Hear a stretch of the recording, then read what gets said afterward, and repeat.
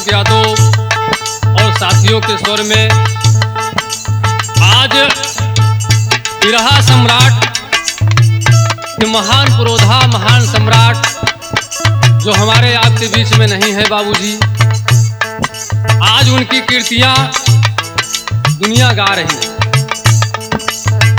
और जितने भी कलाकार आज सब गा बजा रहे हैं, उन्हीं पुरोधाओं की देन है। हमारे प्रयागराज में दादा राम कैलाश,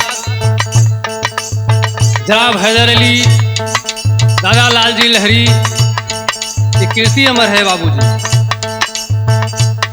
तो दादा राम कैलाश अपने जवानी के आलम में गाया करते थे। कैसे गावत रहन मास्टर?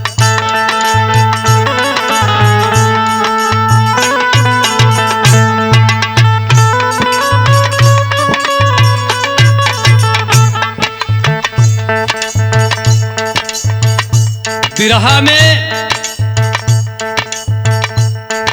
दादाजी ने अपने जीवन में ये देखा कि गांव और शहर में कितना अंतर है। उन्होंने ये गीत बनाया और उन्हीं की लिखी ये गीत है। कैसे है मास्टर?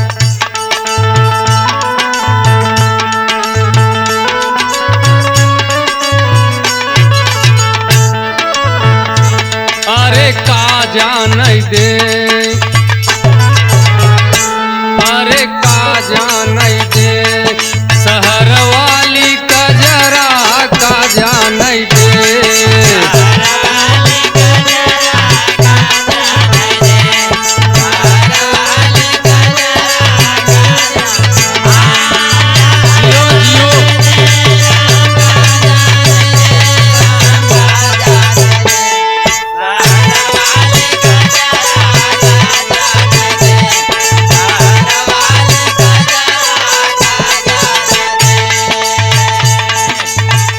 दादा के जमाने की गीत है। इतना पिरोई के, इतना लहाई के दादा गावें। सुनने वाले मित्र, आप महान हैं, समझदार हैं। दास के चरणन में गीत का गावता, ये आँखी से आंसू आवता। लेकिन अंतरे की लाइन में कहा,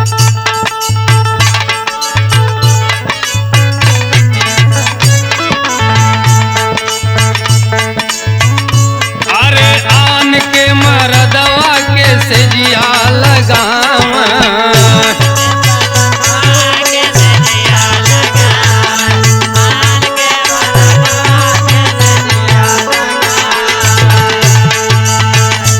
अब फूलन के गजरा गले में पहिरावा।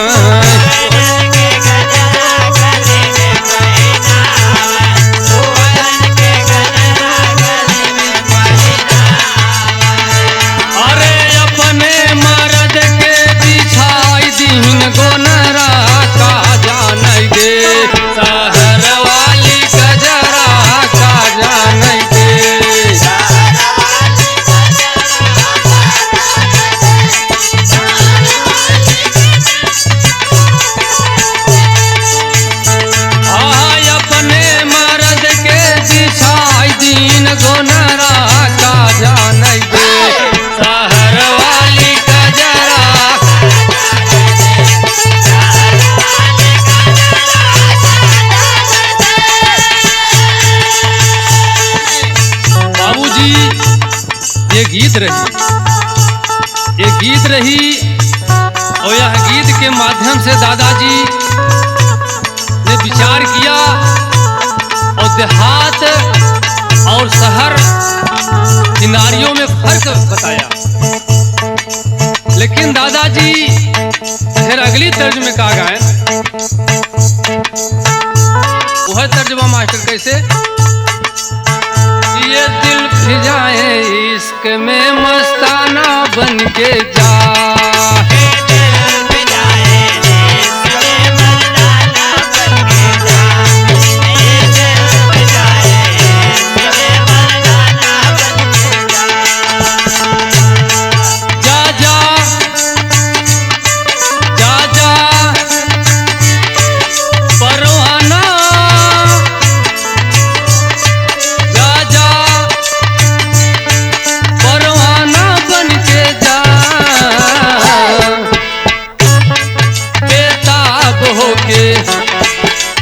बेताब हो के सूर से परवाना बन के जा।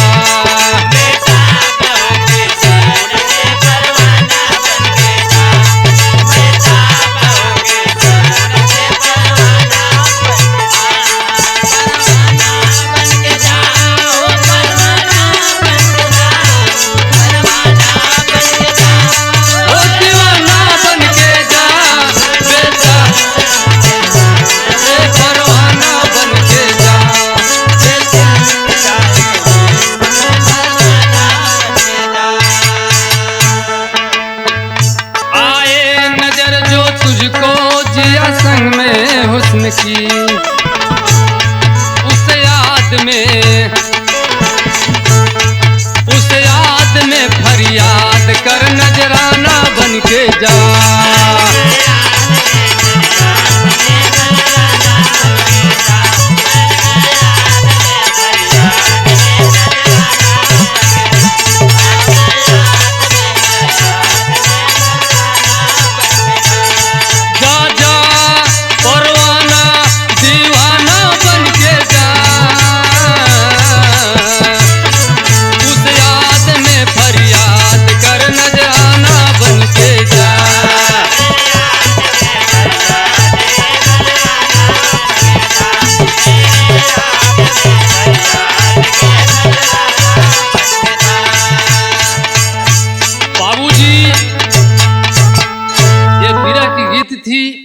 और गीत में इतना बड़ा रस रहा बाबू, रोते हुए व्यक्ति को हंसी आ जाती है। अगर कोई व्यक्ति हंस रहा है तो दादाजी के गीतों को सुन करके आंसू आ जाते थे। फिर एक लाइन दादाजी गायन कैसे, पिया परदेश में बा बिरही दर्द में बा, और 12 महीना बीते चाहत मास्टर पिया आए नहीं, तो बिरह में बिरही दर्द बयां करता कैसे, अपने देवर से कह रही है मास्टर। अरे देवर सुना बतिया अब बलम के लिख द पतिया,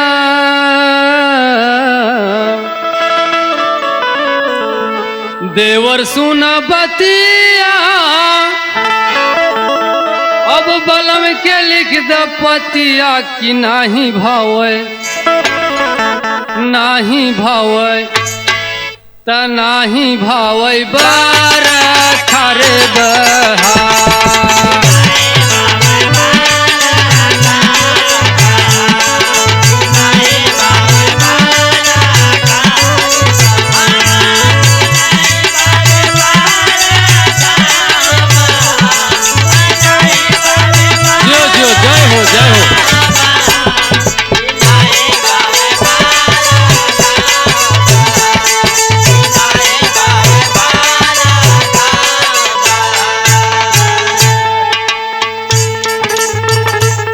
सावना भदवना के रात अन्हरिया हो, सावना भदवना के रात अन्हरिया की नाही सूझै बरखा बहा।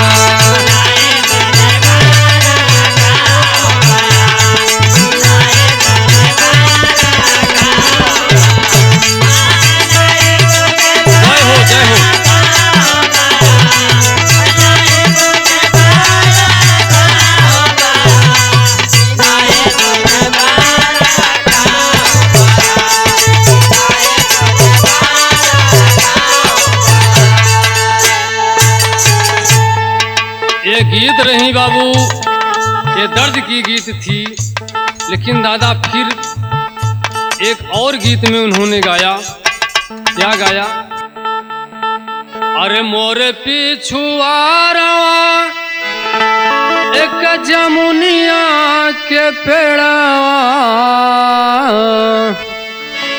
अरे ताही ऊपर बो बोलथी सुगनवाए ननदी।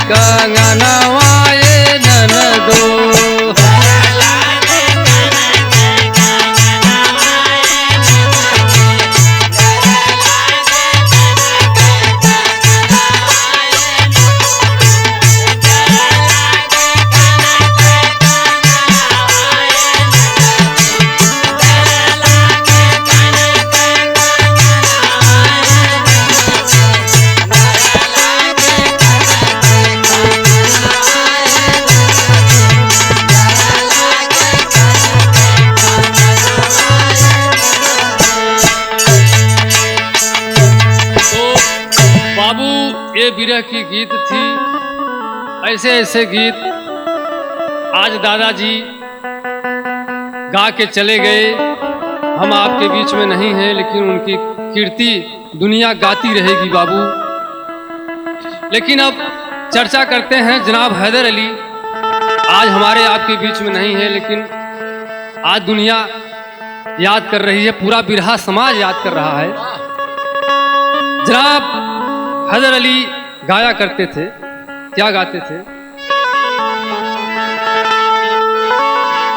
और झकोरा मारई झूलनी ऊ है सारी लहराई हो, झकोरा मारई झूलनी।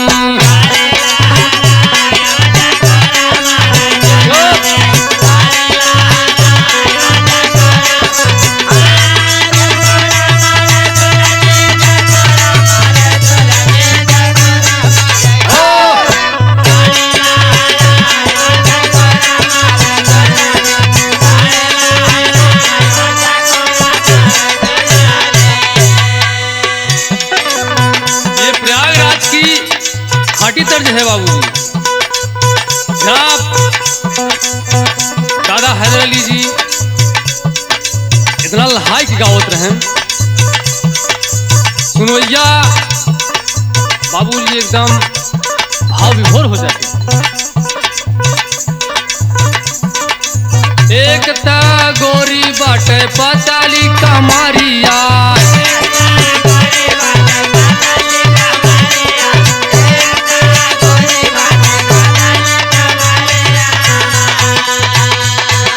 दूजे गोरी मारे लू तिरछी नजरिया।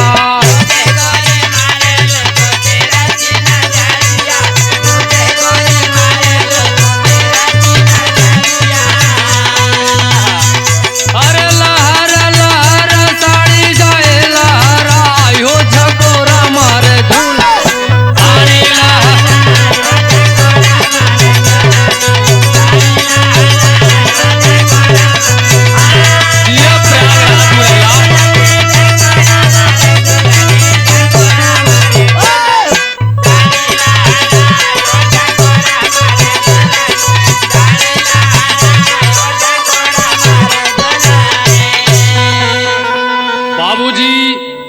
यह गीत में कितना दर्द बा। और इस गीत को आज पूर्वांचल वाले चुरा ले गए हमारे प्रयागराज से। तमाम गीतें चुरा ले गए, लेकिन गा नहीं पा रहे हैं। बहुत लहावत हैं, कोशिश करते हैं, लेकिन प्रयागराज के हेठे हैं। लेकिन एक तर्ज में और जनाब हैदर अली जी ने गाया, क्या गाया? अरे पतरकू काहे जदुइया डार पतरक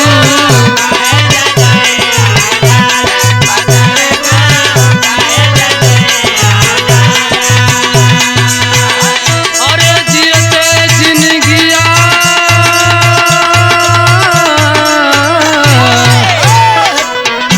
आज जियते जिनगिया तू हम ही के मार पतर तू काहे जदिया डर पतर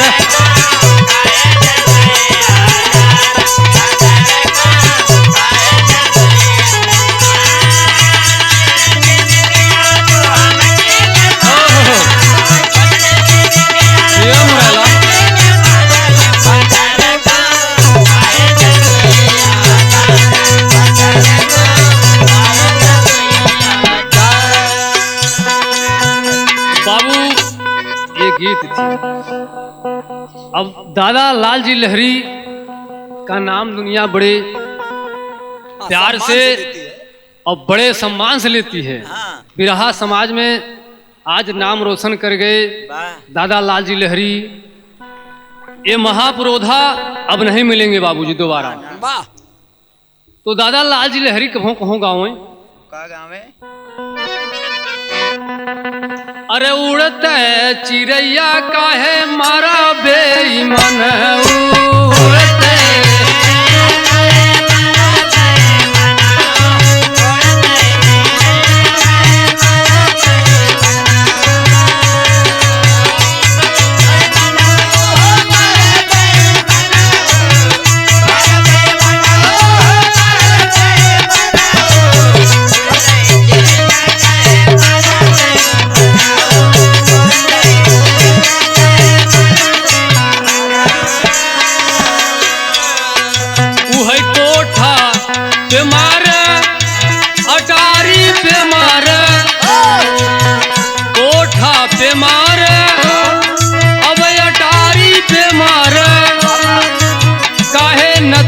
के बीच तू मारा बेईमान नथुनी के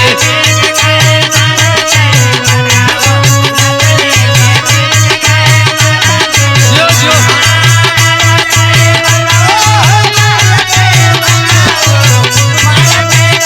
क्या बात है क्या बात है।